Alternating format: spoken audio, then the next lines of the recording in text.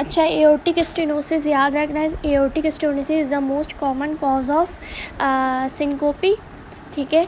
और दूसरा, aortic stenosis में हमें कौन सा मरमर मिलता है, हमने अभी याद किया था, इजेक्शन सिस्टोलिक मरमर, ठीक है।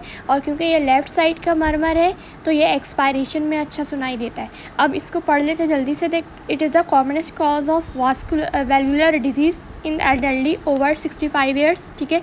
यूजुअली पेशेंट जो है वो एसिम्प्टोमेटिक होते हैं, ठीक है, अपार्ट फ्रॉम एक्सरसाइज इंटॉलरेंस, ठीक है। एक्सरसाइज इंटॉलरेंस इनमें होती है, एक्सरसाइज के दौरान उन्हें सिम्टम आता है लेकिन माइल्ड सिम्टम आते हैं।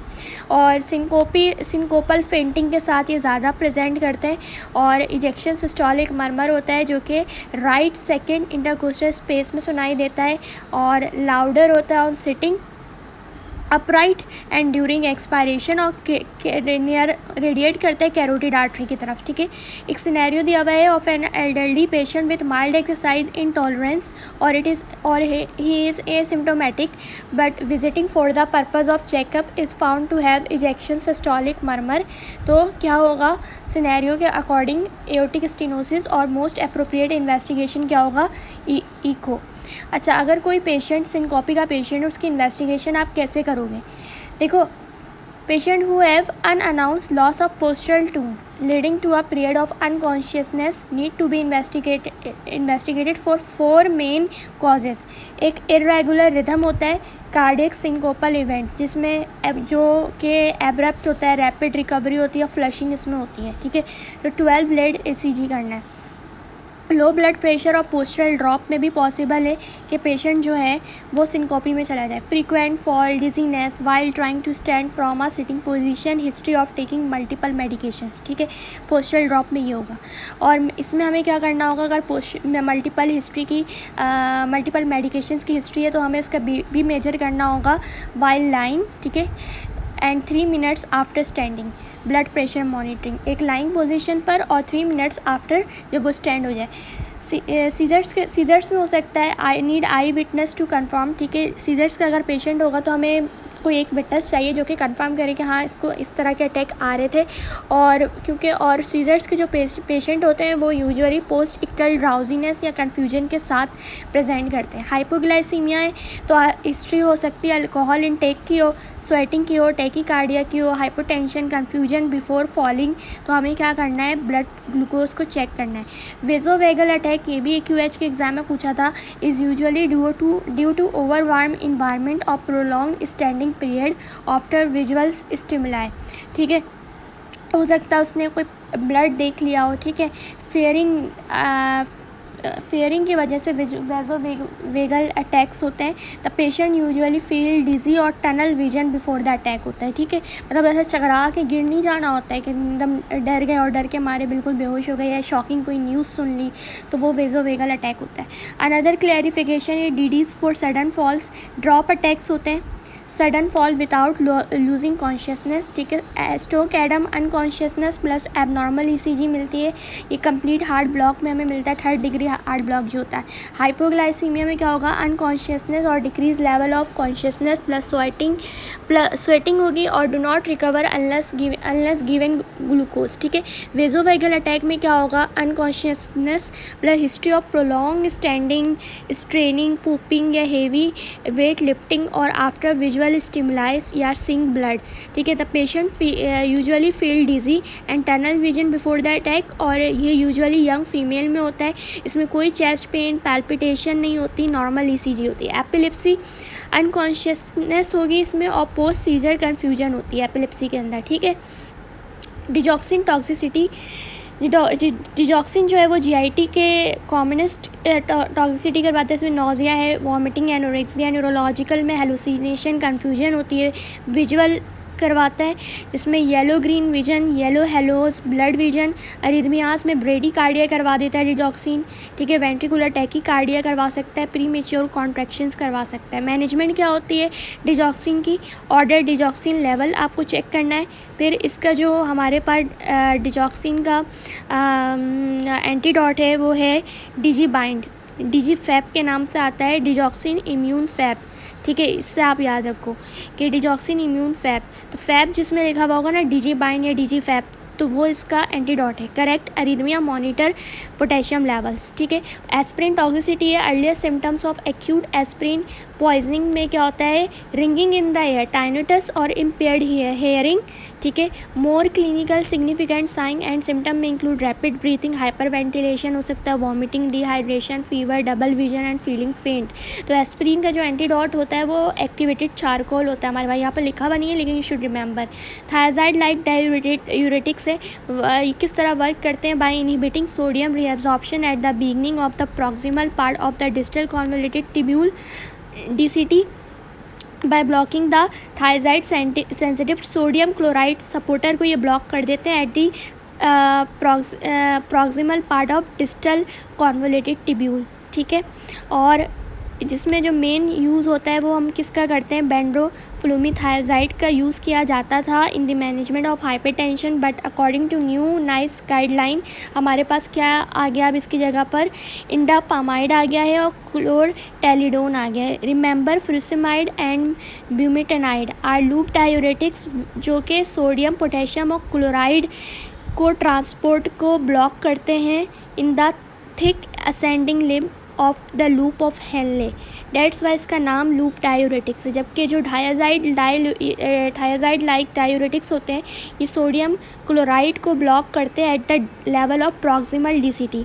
कॉमन एडवर्स इफेक्ट हमारे पास थायराइड लाइक डायूरेटिक्स से क्या होता है, postural hypertension, hypokalemia, hyponatraemia, gout, hyperuricemia, ठीक है। बाकी याद रखने के लिए इतने इंपॉर्टेंट नहीं है, बस ये याद रखना है इम्पेयर्ड ग्लूकोज टॉलरेंस करवा सकता है, ठीक है। और थायराइड लाइक डायूरेटिक्स जो है वो हाइपरकैल्सीमिया और हाइपोकैल्सीयूरिया कॉज करता है, अनदर इम्पॉर्टेंट पॉइंट, ठीक है।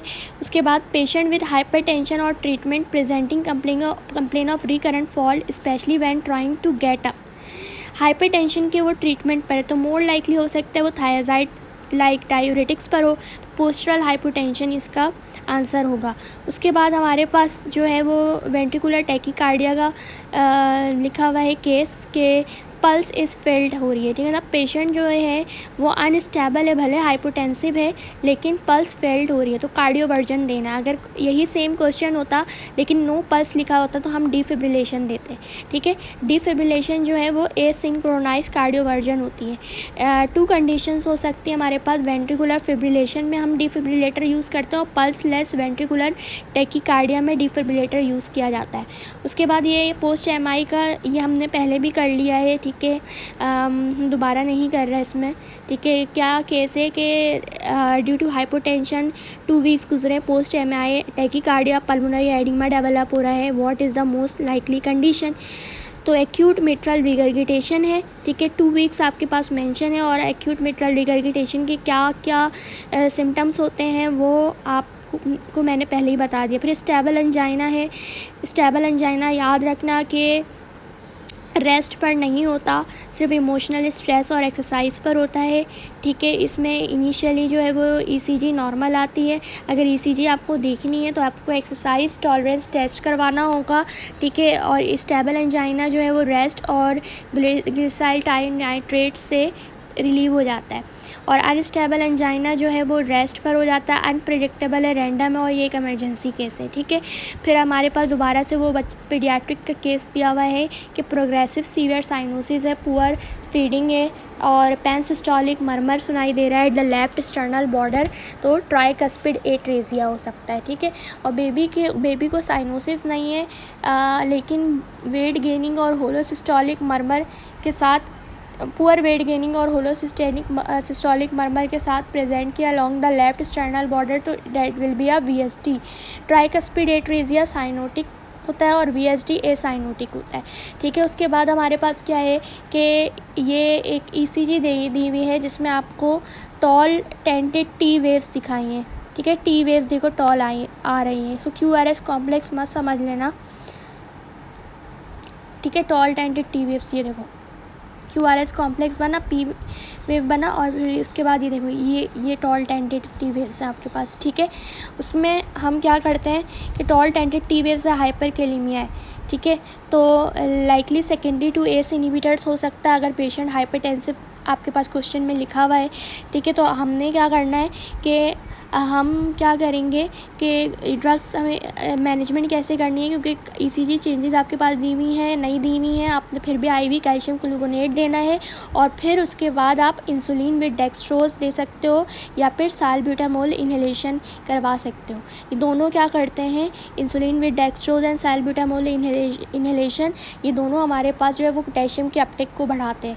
तो रिमेंबर डेट स्पाइरोनोलेक्टोन और एस इनहिबिटर एआरबीज हाइपरकैलेमिया करवाता है। Loop diuretics thyroid like diuretics जो हैं वो हाइपोकैलेमिया करवाता है।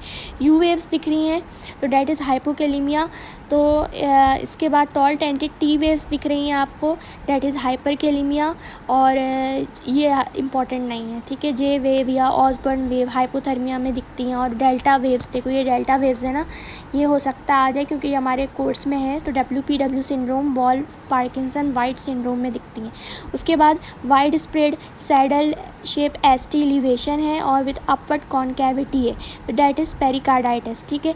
अब एंटीप्लेटिलेट्स हम कौन कौन सी उसमें देते हैं, कंडीशन में देखते हैं। देखो एक्यूट MI के में दिया जाता है एक्यूट कोरोनरी सिंड्रोम, ठीक है। मेडिकली ट्रीटेड MI हो तो उसको हम लॉन्ग टर्म 2 ड्रग्स पे रखते हैं, एक एस्प्रिन या फिर clopidogrel is much more efficient than ticagrelor, ठीक है।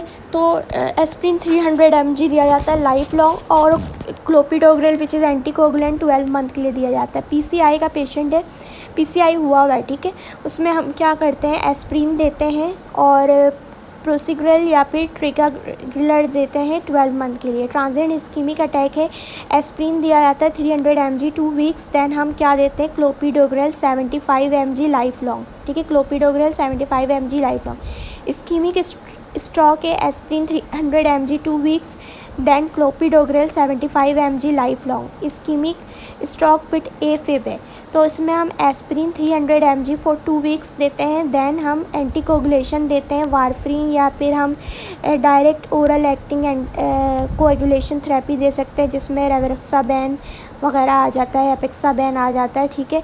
तो इस्कीमिक स्ट्रोक और AFib का पेशेंट है तो एस्प्रिन प्लस एंटीकोगुलेशन देना है। पेरिफेरल आर्टेरियल डिजीज़ है तो हम उसमें सिर्फ क्या देते हैं, क्लोपिडोग्रेल देते हैं लाइफ लॉन्ग। तो who should receive a statin, all patient जिसमें एस्टैब्लिश कार्डियोवास्कुलर डिजीज़ है और उसको स्ट्रोक या ट्रांजिएंट इस्कीमिक अटैक या इस्कीमिक हार्ट डिजीज़ है, पेरिफेरल आर्टेरियल डिजीज़ है, तो उसमें हम क्या देते हैं, स्टैटिन देते हैं, और statin should be taken at night, ठीक है, क्योंकि majority of cholesterol synthesis night के वक्त ही टेक प्लेस होती है, ठीक है। तो this specially true for simvastatin which has a shorter half life than other statin, ठीक है। अब who should receive statin, primary prevention जिसे 10 एयर कार्डियोवास्कुलर रिस्क जिनमें हो, और टाइप 1 डायबिटीज़ के पेशेंट हों, या patient with chronic kidney disease जिनका GFR लेस दैन 60, उनमें हम एट्रोवेस्टेटिन देते हैं, ठीक है। अगर LDL जो है वो फॉल नहीं करता तो हम डोज बढ़ा देते हैं, ठीक है। उसके बाद secondary prevention, non ischaemic heart disease है, नॉन सेरिब्रोवास्कुलर डिजीज़ है, नॉन पेरिफेरल आर्टेरियल डिजीज़, उसमें हम एट्रोवास्टेटिन देते हैं। AFib का पेशेंट है, अनस्टेबल है, कार्डियोवर्जन देंगे। अगर कार्डियोवर्जन ऑप्शन में नहीं है तो IV एम्यूडेरोन देंगे, पेशेंट स्टेबल है तो बीटा ब्लॉकर्स देंगे, ठीक है। उसके बाद आपके पास एक सिनेरियो दिया हुआ है, ये दोबारा से आपके पास वही सारे सिनेरियोज़ आ रहे हैं, मैं इसको दोबारा से रिपीट नहीं कर रही, ठीक है। A patient ECG show supraventricular tachycardia, ठीक है। Adenosine, remember that valsalva manoeuvre a carotid massage are tried initially and IV adenosine is then given। अगर पेशेंट अनस्टेबल है, हाइपोटेंशन है, चेस्ट पेन है, जो भी आपके पास इस तरह से केस आ जाए, उसमें आपने क्या करना है, पल्स को बस देख लेना। अगर पल्स जो है वो नॉर्मल है तो इलेक्ट्रिकल सिंक्रोनाइज कार्डियोवर्जन, जिसको हम सिंपली कार्डियोवर्जन बोलते हैं, ये मैंने पहले भी बता दिया, साइड इफ़ेक्ट्स ऑफ डायूरेटिक्स, ठीक है। ये आपके पास इन्फेक्टिव एंडोकार्डाइटिस का केस है, जेनवे लीजन्स बने हुए, ये भी मैंने पहले बता दिए थे, ठीक है। उसके बाद आपके पास जो है वो, हाँ, ये आपके पास टॉल टेंटेड टी वेव्स मिल रहा है, हाइपरकैलेमिया का ये केस है। तो आपने क्या करना है, कैल्शियम क्लोराइड या कैल्शियम ग्लूकोनेट या आप कैल्शियम कार्बोनेट देते हो, फिर आप जो है वो आईवी इंसुलिन विद डेक्सट्रोज देते हो, आईवी डेक्सट्रोज देते हो, ठीक है। अगर सीवियर हाइपरकैलेमिया है ग्रेटर दैन 6.5 है और इसमें ईसीजी चेंजेस में आपको कोई चेंज नज़र नहीं आ रहा, तो आपने फिर भी क्या करना है, कैल्शियम कार्बोनेट ही देना है as a next step to protect the heart, ठीक है। और पेशेंट है जो कि एस इनहिबिटर ले रहा है और डायूरेटिक्स ले रहा है एंड अदर डिजीजेस ले रहा है एंड अदर ड्रग्स ले रहा है, देन ही डेवलप हाइपरकैलेमिया। तो आपने क्या करना है, उन सारी ड्रग्स में से किसको रोकना है, एस इनहिबिटर्स को रोकना है, क्योंकि एस इनहिबिटर्स हाइपरकैलेमिया कॉज करता है। उसके बाद एक एडल्टी फीमेल है with history of atrial fibrillation, AND में आई है with speech disturbance and asymptomatic weakness of face and arm, मतलब स्ट्रोक हुआ है, AFib की पेशेंट है और स्ट्रोक के साथ है।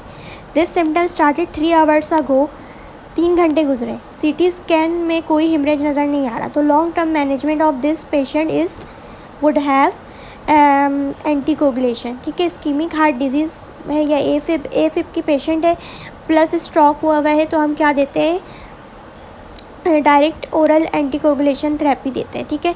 तो this patient with transient ischemic attack या ischemic stroke will need to take aspirin for 2 weeks, then rivaroxaban and या फिर एट्रोवेस्टेटिन हम देते हैं and atorvastatin for long term management.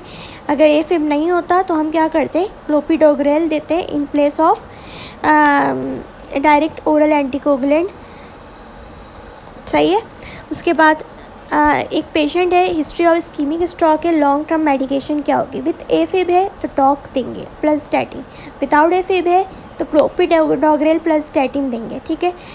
और अगर कोई पेशेंट है उसको हिस्ट्री ऑफ स्ट्रोक है और वो ऑलरेडी वारफरीन पे है और न्यू ऑनसेट ऑफ AFib के साथ प्रेजेंट करिए, तो she is already on anticoagulant, तो हमें उसको वारफरीन कंटिन्यू करने को कहना है और हमें ये नहीं करना कि हम उसको डॉक पर ले आएँ अनलेस उसका जो INR है वो इंक्रीज़ हो जाता है, unless is INR is increase. अगर INR पे कोई फ़र्क पड़ रहा है देन हम डॉक देते हैं, क्योंकि डॉक में हमें INR मॉनिटर करने की ज़रूरत नहीं पड़ती, वारफरीन में करने की ज़रूरत पड़ती है, ठीक है। उसके बाद जो है secondary prevention, long term management of ischaemic stroke या ट्रांजिएंट इस्कीमिक स्ट्रोक कैसे करते हैं, blood pressure further stroke in the future, इसकी प्रिवेंशन हम कैसे करेंगे, ब्लड प्रेशर कंट्रोल करने को कहेंगे। अगर डायबिटीज़ मेलाइटिस है तो ACI आप दोगे, ठीक है। Statin all patient regardless of their cholesterol base line level हम स्टैटिन देते हैं।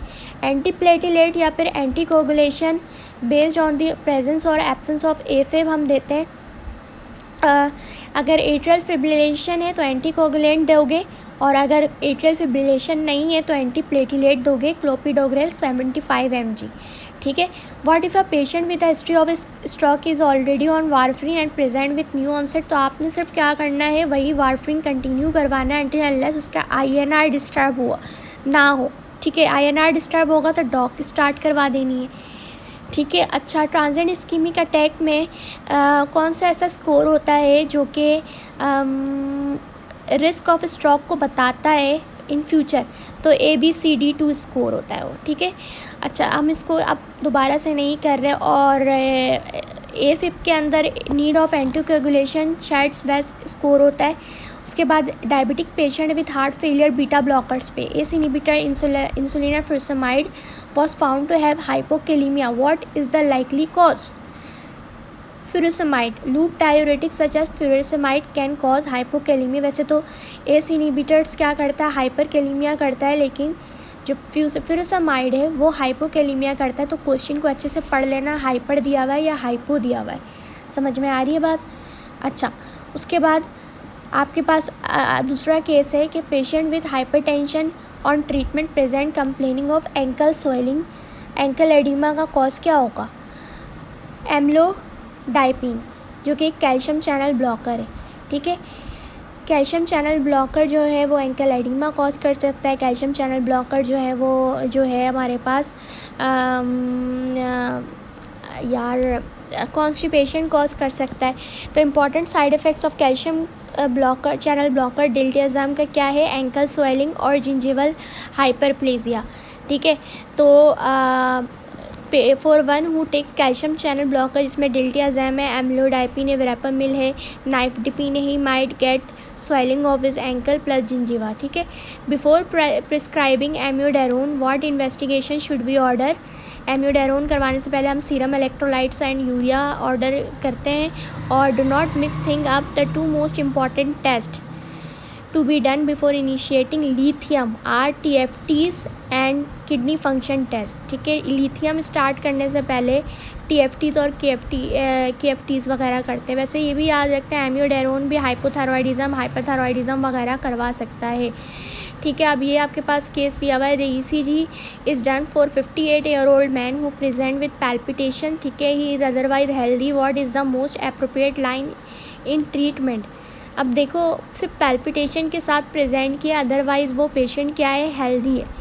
अब यहाँ पर ये जो आपके पास दिया हुआ है, ये सॉ टूथ पैटर्न दिख रहा है, एब्सेंट ऑफ पी वेव्स आपको दिख रही है। इसका मतलब कि ये एट्रियल फिब्रिलेशन का केस है। पेशेंट स्टेबल है तो बीटा ब्लॉकर स्टार्ट करवा दोगे, अगर एस्थमेटिक है तो कैल्शियम चैनल ब्लॉक कर दोगे, अगर को एग्जिस्टेंट हार्ट फेलियर है तो डिजॉक्सिन दोगे, अनस्टेबल है कार्डियोवर्जन करोगे, अनस्टेबल है एफिप का पेशेंट है, कार्डियोवर्जन ऑप्शन में नहीं है तो IV एम्योडारोन भी दे सकते हो।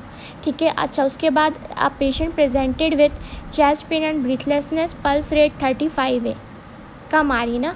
ECG shows broad complex and atrioventricular dissociation.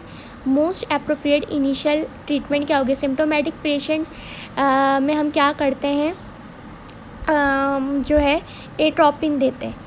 ठीक है, symptomatic bradycardia first drug of choice, atropine देते हो IV फॉर्म में। उसके बाद हमारे पास नेक्स्ट केस है, थोड़ा लंबा केस जल्दी से कर लेते हैं कि 76-year-old मैन है, outside his found outside by his carrier this morning. He does not remember what happened but deny history of pain. Temperature उसका कम हुआ हुआ है, BP भी कम हुआ हुआ है और पल्स रेट 108 बढ़ी हुई है, म्यूकस मेम्ब्रेन ड्राई है, कोई स्टिफनेस ऑफ एनी लिम्ब नहीं है, हार्ट साउंड भी नॉर्मल है, चेस्ट जो है grossly normal apart from scattered coarse crackles नज़र आ रहे हैं in the left lower lung zone. He was catheterise and urine analysis पे आपको ब्लड नज़र आया, प्रोटीन नज़र आया, कीटोन नज़र आया। ECG showed peak T wave and broad complex tachycardia, peak T wave नज़र आया। हाइपरकैलेमिया, यस, तो हम क्या देंगे हाइपरकैलेमिया के लिए, इसके हार्ट को प्रोटेक्ट करना है, कैल्शियम ग्लूकोनेट देंगे। ठीक है, IV कैल्शियम ग्लूकोनेट या फिर कैल्शियम क्लोराइड या फिर कैल्शियम कार्बोनेट दे सकता है। तो उसके बाद नेक्स्ट क्वेश्चन है हमारे पास, दोबारा से वही सारी चीज़ें रिपीट हो रही हैं। ये भी इन्फेक्टिव एंडोकार्डाइटिस का केस है और उसके बाद ड्रेसलर, ये भी हमने पढ़ लिया। ये वाला केस पढ़ लेते हैं कि 60-year-old मैन है with history of smoking, hypertension, diabetes लाइटस, present to his GP complaining of 25 minutes left sided dull aching chest pain, जो कि जॉग पर रेडिएट कर रहा है। उसको एस्प्रिन दिया गया है 300 mg by GP, then medical services in local hospital, no longer in pain, ECG normal है, ट्रोपिनिन बढ़ा हुआ है। तो व्हाट इज द, देखो ये जो केस है ना हमारे पास, ECG नॉर्मल है, तो हो सकता है कि ये जो केस है हमारे पास वो किस चीज़ का हो, कि हमारे पास ये हो सकता है कि अनस्टेबल एंजाइना का केस हो या फिर एनस्टेमी का केस हो। ठीक है, तो आपके पास क्या है कि हम 2 ड्रग देते हैं, डुअल थेरेपी, एस्प्रिन प्लस कोई लो मॉलिकुलर वेट हेपेरिन या फिर फोंडापेरिनेक्स दिया जाता है। तो आप सबकुटेनियसली फोंडापेरिनेक्स दे दोगे। ठीक है, इसमें एल्टीप्लेज नहीं देना, वो रॉन्ग हो जाएगा आंसर, क्योंकि ECG नॉर्मल और ट्रोपोनिन हाई है। This is the case of NSTEMI. Okay, then ये हमारे लिए इम्पोर्टेंट नहीं है अल्कोहल वाला केस। देन ये जो दोबारा से केस है चेस्ट पेन और T वेव इन्वर्जन एनस्टेमी का केस दिया हुआ है, आप मैनेज कैसे करोगे। तो ये सारी चीज़ें हैं, ये सारी चीज़ें हम लोगों ने पहले भी कर ली हैं।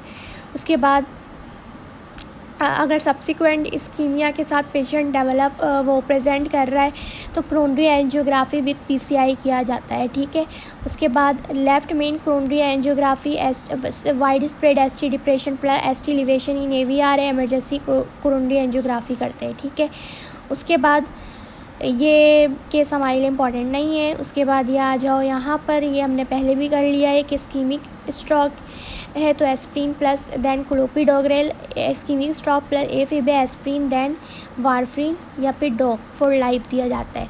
एमआई है तो एस्प्रिन प्लस क्लोपिडोग्रेल दिया जाता है, ठीक है।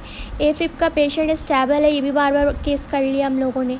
उसके बाद ये पल्मोनरी एडिमा का केसेस की ट्रीटमेंट क्या होती है, मॉन्फ से मैंने बताया था, याद रखना, ठीक है। कंजेस्टिव हार्ट फेलियर की ट्रीटमेंट कैसे की जाती है, तो इसमें हमारे पास जो है लूप डायूरेटिक्स आते हैं, ठीक है, या फिर आप लूप डायूरेटिक्स देते हो अगर ऑलरेडी गिवन है फॉर सिम्टोमेटिक रिलीफ। फिर आप बीटा ब्लॉकर्स या एस इनहिबिटर्स में से कोई एक ड्रग चूज़ करोगे, फ़ायदा नहीं हो रहा, फिर आप बीटा ब्लॉकर्स में लेट सपोज फर्स्ट आपने बीटा ब्लॉकर चूज़ की थी, फिर उसमें एस इनहिबिटर ऐड कर देना है, फिर भी फ़ायदा नहीं हो रहा तो beta blocker ACE inhibitor plus diuretics add कर देना होता है। समझ में आ गई बात, ठीक है। उसके बाद then the other case is infective endocarditis, ये दोबारा पहले भी कर लिया, ये भी कर लिया। Blood transfusion is indicated.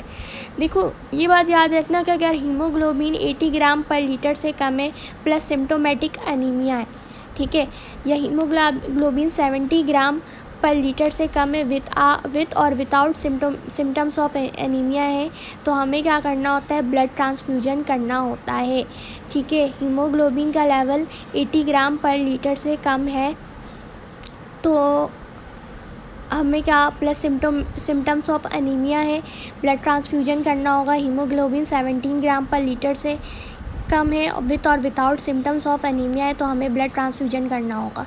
Elderly patient है प्लस एपिसोड्स ऑफ फेंटिंग है और shortness of blood systolic ejection systolic murmur at the right second intercostal space, तो एओर्टिक स्टेनोसिस के लिए हम क्या करते हैं, इकोकार्डियोग्राम करते हैं, ठीक है। अच्छा, उसके बाद दोबारा ये एमआई का केस बार बार कर लिया, हम दोबारा नहीं कर रहे, ये स्कोरिंग दी हुई है। उसके बाद angina syncope dyspnoea systolic murmur over the right external border aortic stenosis, ठीक है। Dyspnoea orthopnoea diastolic murmur at the apex mitral stenosis, ठीक है। उसके बाद जो है वो systolic shortness of breath diastolic murmur चेक्स X-ray straightening of the left border left atrial appendage क्या है, मिट्रल स्टेनोसिस। और कॉम्प्लिकेशन ऑफ मिट्रल स्टेनोसिस क्या होता है, atrial fibrillation, venous thromboembolism, cerebral infarction, ठीक है। ये कॉम्प्लिकेशंस होती हैं मिट्रल स्टेनोसिस की कि mitral stenosis can cause atrial fibrillation. उसके बाद जो है वो आपके पास broad complex tachycardia unstable patient है लेकिन पल्स वगैरह कोई गिवन नहीं है, कार्डियोवर्जन करोगे। Recurrent fainting episode plus prolong QT intervals नज़र आ रही है on ECG. History of similar ECG है ड्यूरिंग चाइल्डहुड, तो think congenital long QT interval QT syndrome, ठीक है। कंजेनाइटल लॉन्ग क्यूटी सिंड्रोम के बारे में सोचना है। द मोस्ट इम्पॉर्टेंट एरिथमिया जो कि कंजेनाइटल लॉन्ग क्यूटी सिंड्रोम के साथ एसोसिएटेड होता है, that is ventricular tachyarrhythmia. समझ में आ रही है बात, टी वेव इन्वर्जन नज़र आ रही है तो मोस्ट लाइकली कि ये एमआई है। उसके बाद ये वाला सारा केस भी कर दिया, ये भी कर लिया हम लोगों ने। Fatigue plus shortness of breath on exertion ankle oedema है, क्या होगा, हार्ट फेलियर, एंकल एडिमा दे दिया। Next test is heart failure में हमारे पास जो नेक्स्ट टेस्ट होता है वो बीएनपी हमें बढ़ा हुआ मिलता है, ठीक है। अगर बीएनपी बढ़ा हुआ नहीं है तो congestive heart failure rule out हो जाता है, तो बीएनपी और अगर रेस्ट मिला हुआ मिलता है तो हमें इकोकार्डियोग्राम करवाना पड़ता है, ठीक है। तो ये बात याद रखना, कंजेस्टिव हार्ट फेलियर या में हमें बीएनपी बढ़ा हुआ मिलेगा, सही है, क्योंकि सम टाइम हार्ट फेलियर के पेशेंट में ईसीजी जो है वो नॉर्मल आ जाती है तो हम बीएनपी इनिशियल टेस्ट करते हैं। पेशेंट है ऑन रेमिप्रिल है, what should be monitored, ACI का पेशेंट, ACAI दिया हुआ है, ठीक है। तो हमें क्या देखना होगा, kidney function test. Dizziness bradycardia है, 3rd डिग्री हार्ट ब्लॉक है। इनिशियल मैनेजमेंट एट्रोपिन, क्योंकि उसको सिम्टम्स आ रहे हैं, ठीक है, ये काम नहीं करता तो फिर टेम्पररी ट्रांसक्यूटेनियस पेस मेकर देते हैं, ये नहीं होता तो डेफिनेटिव मैनेजमेंट क्या है, परमानेंट पेस मेकर, ठीक है। ब्रेडिकार्डिया होता क्या है कि resting heart rate under 60 beats per minute होनी चाहिए, ठीक है, लेकिन ब्रेडिकार्डिया में जो है वो 50 less than 50 beats per minute आ रहे होते हैं। तो all symptomatic bradycardia should initially be treated with atropine. अगर नो रिस्पॉन्स तो फिर हम टेम्प्ररी पेसमेकर लगाते हैं। एट्रोपिन हम जो है वो 0.5 mg IV दिया जाता है, फिर उसका डोज जो है वो रिपीट किया जाता है। Remember, first degree heart block Mobitz type 1A do not require treatment until the patient is asymptomatic. Mobitz type 2A complete heart block है, थर्ड डिग्री हार्ट ब्लॉक है, तो हमें क्या करना है, परमानेंट पेसमेकर देना होता है। ठीक है, अगर पेशेंट ऑल सिम्टोमेटिक ब्रेडीकार्डिया के पेशेंट में आपने एट्रोपिन देना है, ठीक है, वो काम नहीं करती तो फिर हम ट्रांसकुटेनियस पेसिंग करते हैं, वो काम नहीं करता ट्रांसवीनस पेसिंग करते हैं। और डेफिनेटिव ट्रीटमेंट क्या है कि परमानेंट पेसमेकर लगा दो। फिर उसके बाद ये सारी चीज़ें हमने दोबारा नहीं करनी है। उसके बाद ये भी हमने कर लिया है। हाँ, if stable angina, chest pain और ऑन एक्सरसाइज है, इस suspected exercise ECG stress test किया जाता है। उसके बाद नेक्स्ट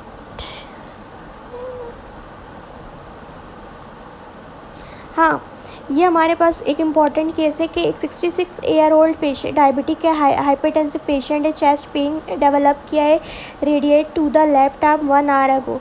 ECG नॉर्मल आ रही है लेकिन हिज ट्रोपोनिन लेवल भी क्या है, नॉर्मल है, बिलो 12 है। He was given aspirin. Next step क्या होगा, admit and repeat troponin level after 3 hours of the symptoms onset. ठीक है, तो elevated troponin can be detected within 3 to 4 hour after the onset of myocardial injury. समझ में आ रही है, 1 our में आ रहा है और ट्रोपोनिन लेवल अगर नॉर्मल दिया हुआ है तो यू शुड रिमेंबर कि 3 to 6 आवर लगते हैं उसको राइज अप होने में। ठीक है, तो उसके बाद आपने रूल्स क्या, अगर if arrive less than 3 hours of the chest pain onset, troponin level less than 12 hours गुजरे हैं तो repeat after 3 hours of chest pain onset. Troponin greater than 30 आ रहा है तो correlate with ECG and history, treat as ACS। खैर ये बहुत ज़्यादा लेवल का, ये हमारे लेवल का नहीं है। फिर उसके बाद शार्प चेस्ट पेन है, एज जो है वो 20 to 50 है, वाइड स्प्रेड एस्ट एलिवेशन है, recent history of upper viral respiratory tract infection है, that will cause acute pericarditis. ठीक है, उसके बाद नेक्स्ट आ जाओ, ये भी कर लिया था हमने। हाँ, डायबिटिक पेशेंट है who have heart failure with reduce ejection volume. हमें क्या